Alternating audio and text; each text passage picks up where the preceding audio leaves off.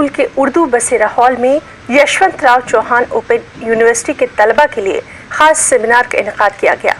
सहाफत की अहमियत, तारीख और तकनीक, प्रिंट और इलेक्ट्रॉनिक मीडिया के मौजू पर 8वां सालाना सेमिनार का इनेकाद किया गया।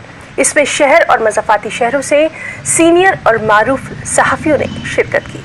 एक रिपोर्ट।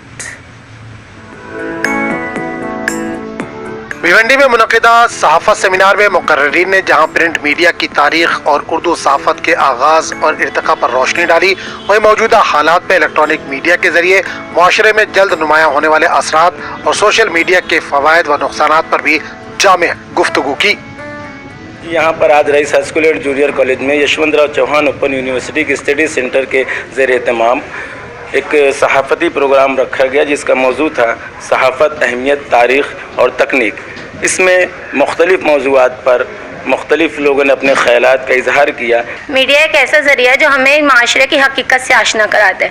माशरे में क्या हो रहा है, कैसा हो रहा है, सही हो रहा है, गलत हो रहा है, इंसाफ़ हो रहा है, नाइंसाफ़ी हो रही है, ये सब के बारे में हमें जो आशनाइयत मिलती है वो सब हमें मीडिया के ज़रिए से मिलती है।